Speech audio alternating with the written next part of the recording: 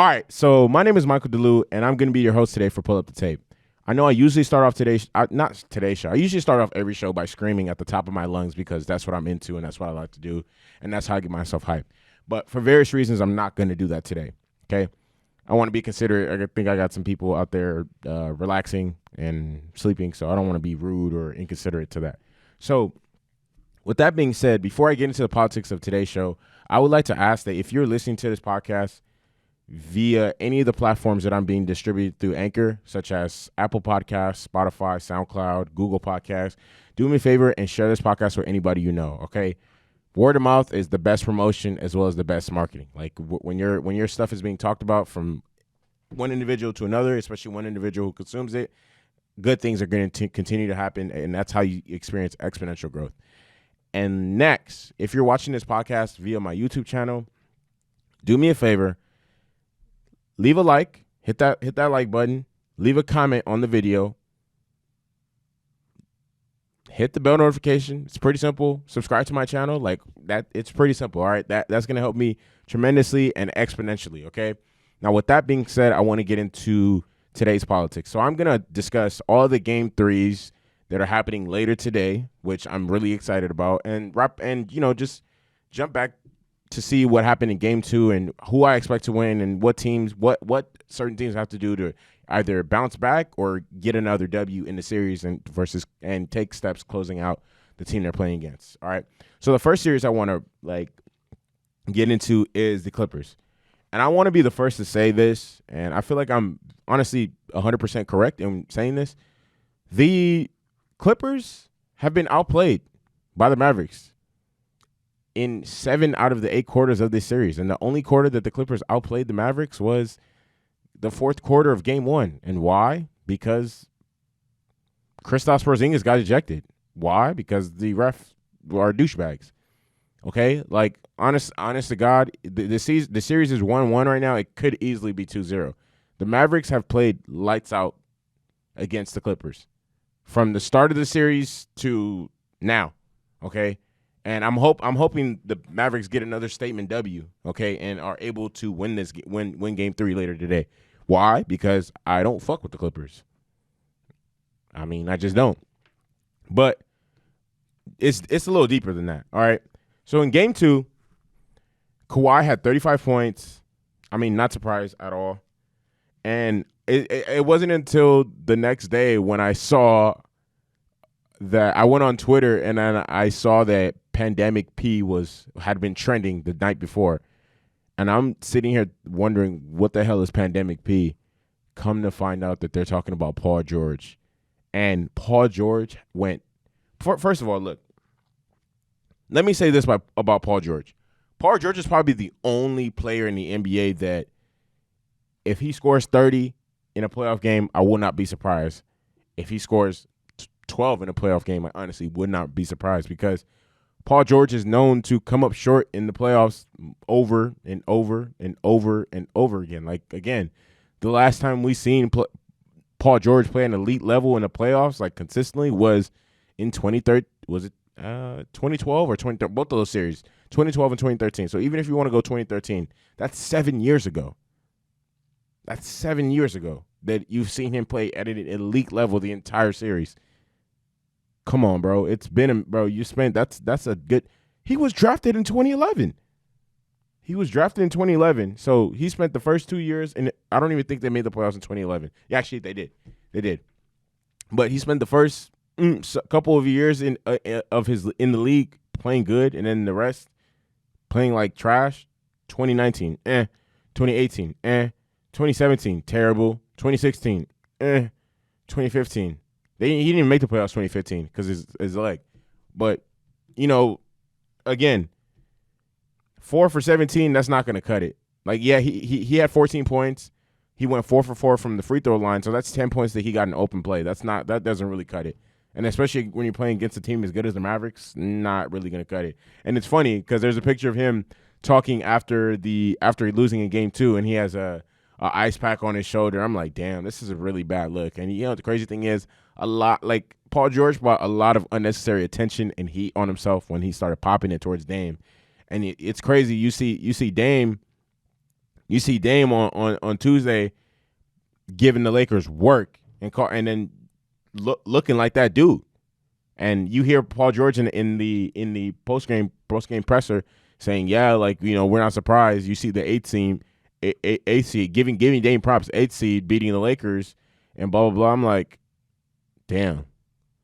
Well, honestly, that 14 points is just not good enough. That's not going to cut it. Like, if the Clippers want to get back into the lead of this series, they need more than 14 points from him and 0 points at halftime. Are you serious? Let me not say, are you serious? I'm kind of not. No, I wouldn't say, are you serious? I'm not really surprised. I mean, we've seen Paul George disappear in playoff games over and over and over and over and over and over and over and over and over and over and over again. So I'm not really surprised. Okay. The Clippers, their bench got outscored by 10, 15 points. I can't like, come on now. What, and who does that fall on? That falls on Montrezl Harrell and Lou Williams. Montrezl Harrell, to be exact, because he had half of his season average in game 2. That cannot happen. That can't happen. If the Clippers want to win games in the playoffs, he has to play well. If the Clippers want to win games in the playoffs, Paul George also has to play well. Kawhi Leonard is not enough. To get to Luka. Luka had 27 points, 7 assists, 8 rebounds. Incredible, honestly. Again, like I said, and I've said this to multiple people. If the Suns would have just drafted Luka Doncic, they would have been a perennial playoff team every single year. Luka, Devin Booker, they're going crazy. Come on now. But they didn't. They got DeAndre Ayton, and look how that's not look how that turned out. Like, DeAndre Ayton's bad, but Luka's just so much better. Luka's better than Marvin Bagley too. I don't even understand how Luka fell to 3. That makes no sense to me. That's crazy. Wow. Anyways, Luka, honestly, again, he just continues to look incredible and shows out his handle, the way he attacks the basket. He takes the correct angles. He knows how to use his body, his size. Like, he's big. He's 6'8", like, crafty. He can shoot. There's nothing he can't do, honestly. He has, and then when he's driving to, like Luka, I wouldn't say kind of plays like James Harden, but I mean, there's a lot of similarities in their game between the way they drive and kick and how they get their assists and the way they play. To a certain extent, I'm not going to say they're the same player, but again, there's similarities within their game. Luka can score and assist. James Harden can do the same. And it, like I said, he's crafty. He has a handle. He can shoot.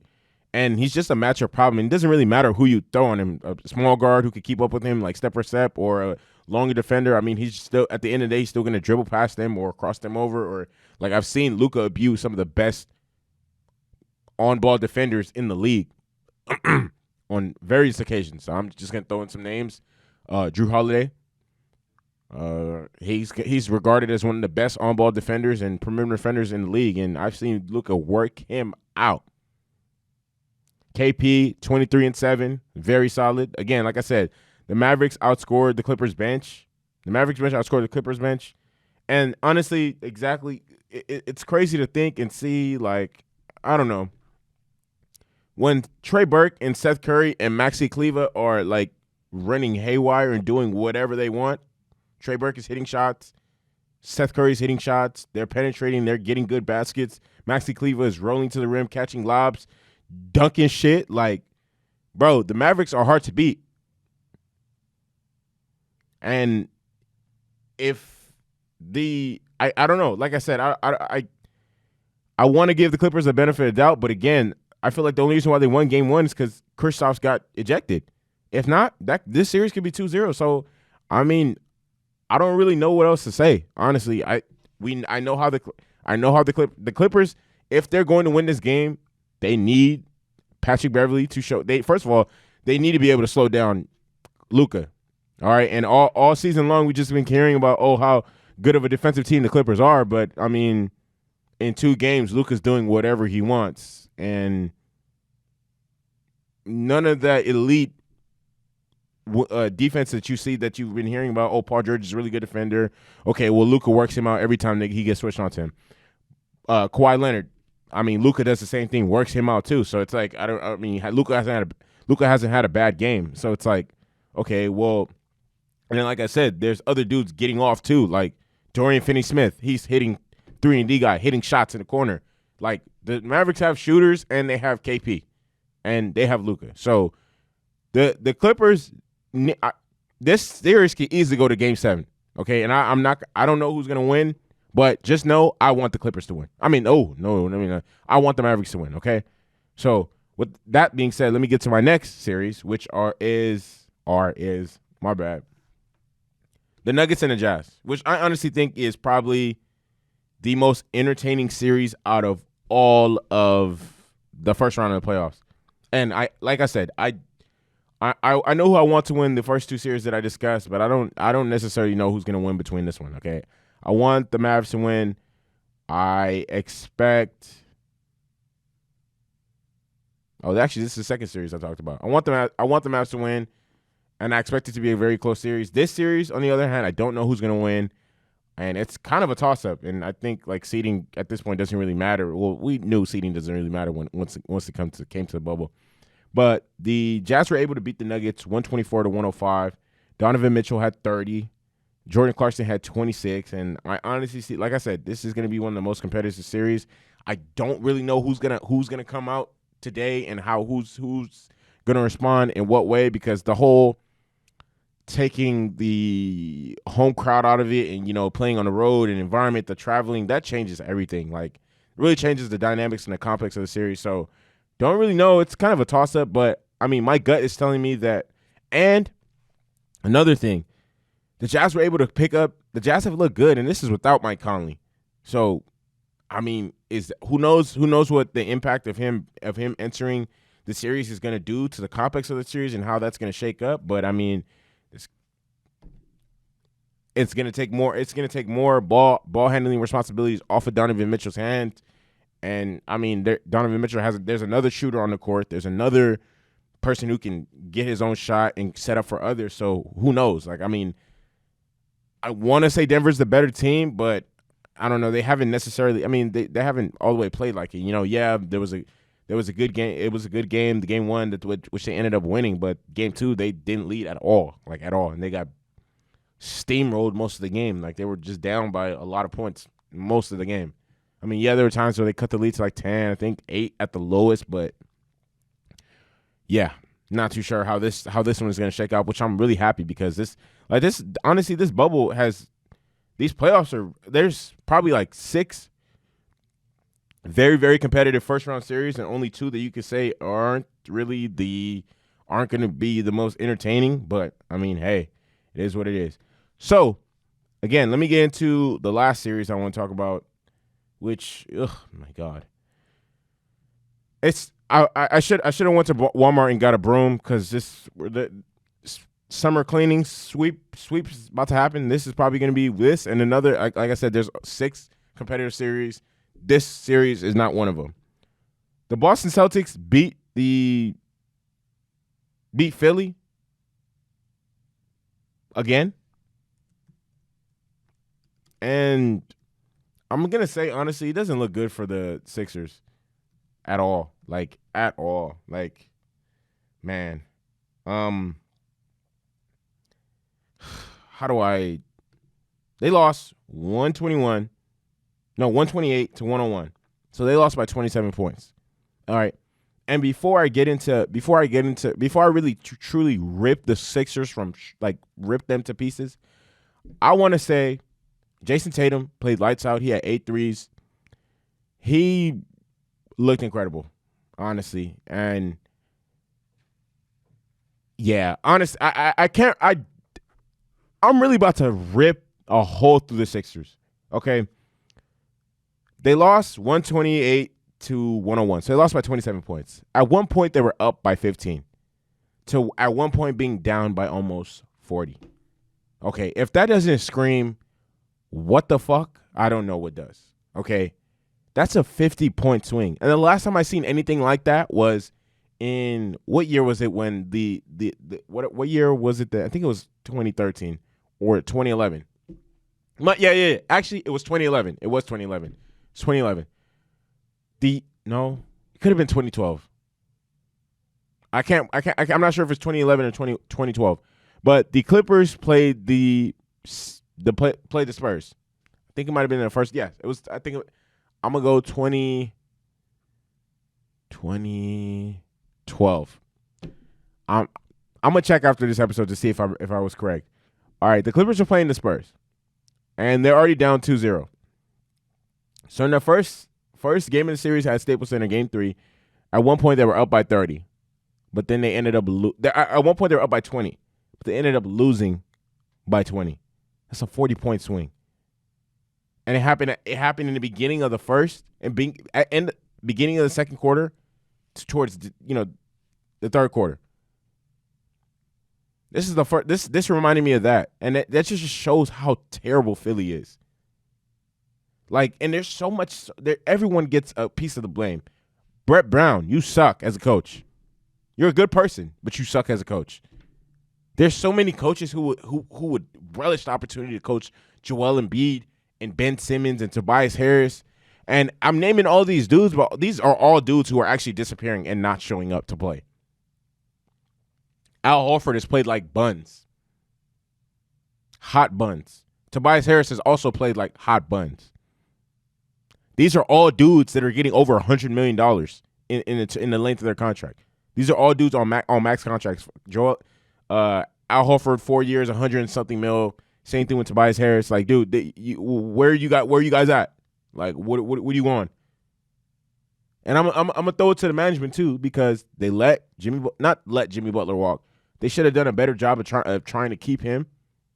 They let JJ Redick walk. Let a shooter just leave. That makes no sense. Tobias Harris, again, has played like buns. Al Horford has played like buns. And the Boston dominated them without Gordon Hayward. I understand that's the. Remember, Gordon. Look, it's looking like they don't even need him. They beat them by 20-something without him. Oh, gentlemen, sweep. Sweep. This series is over. The crazy thing is, yes, they don't have Ben Simmons. He's arguably their second best player, but losing. But how do you explain the 50-point turnaround? How do you explain that? You're telling me you can't win one game? You can't win one game? Is this what the rest of bro? You had their fans, Philly fans, covering their face while watching the game, bro. Like, I've had enough. I can't continue to watch this.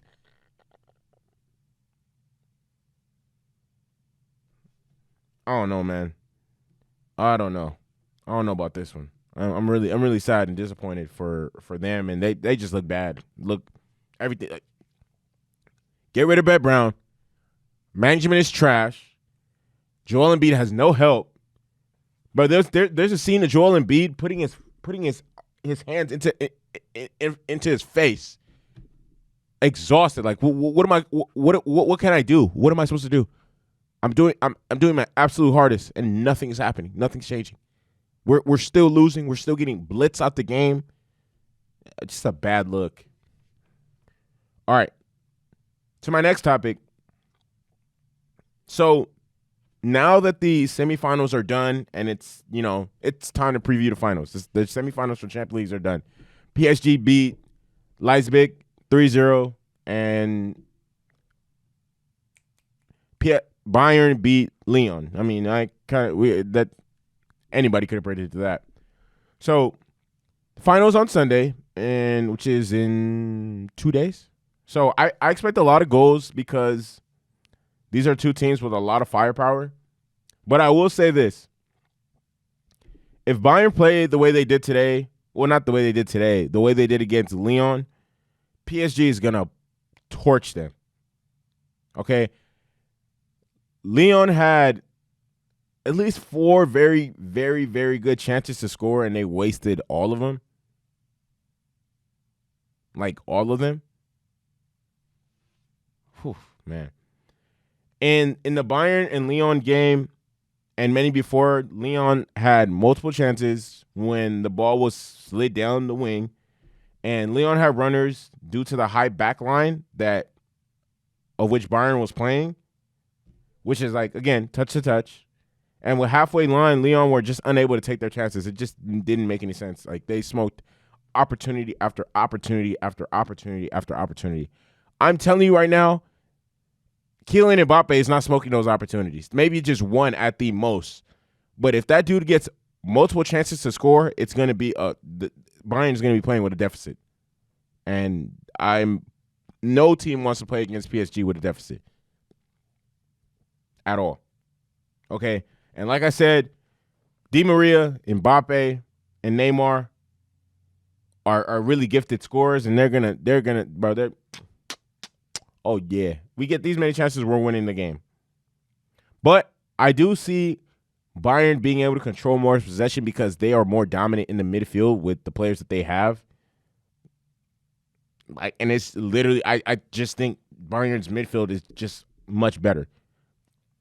I feel like their attacks are pretty even because Bayern does have the best scorer in the game as of right now, which is Robert Lewandowski. And on each side of him, he has Thomas Müller as well as who else? Who else isn't starting? Thomas Müller. I can't remember the other. But Bayern up front with their front three and their midfield are just way too strong. And I think the defenses are pretty even. But one of the matchups that I really can't wait to see is exactly how Alphonso Davies matches up with Kylian Mbappe. These are like, and Alphonso Davies represents like what the future of the center back position, not the center back, the fullback position is. A dude who could score, a dude who can advance the ball up, just such as Reece James. Dude who can advance the ball up, fast, strong, can dribble. Like this is honestly gonna. I hope this final shatters what was the goose egg that was the Liverpool versus Tottenham final of last year. That shit was boring. That was boring. All right, and anyways, I expect this to be a very, very good match. I can't wait. What more is there to talk about? And can't really name some off the top of my head. I think I'm done for today. I want to knock it a little short. I feel like I hear some noise in the background. I don't want that shit to offset the entire podcast, so I'm just going to cut it off here. My name is Michael DeLu. I want to thank you guys for listening, for viewing, for watching. Again, if you're listening to this podcast via Apple Podcasts, Spotify, or any of the platforms that I'm distributing on, share this podcast for anybody you know. If you're watching this shit on my YouTube channel, like, comment, subscribe. Don't really know what else to say. Leave a comment, hit the bell notification, subscribe to my channel. Help me run it up. Bow, movie, shake the room. Arr.